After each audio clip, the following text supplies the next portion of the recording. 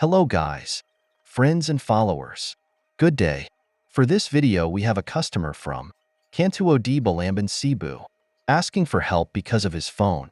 He accidentally left it unattended outside of his house, and heavy rains is happening. Yesterday, upon picking up his phone, he noticed that it is wet, and he wipe it using a cloth and he charge it. But there is no sign of functioning, so he came to my shop and asked me to fix it.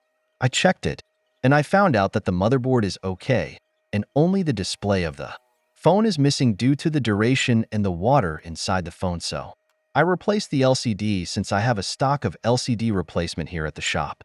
Thank you for watching my videos. Have a nice day and God bless. Don't forget to like and share.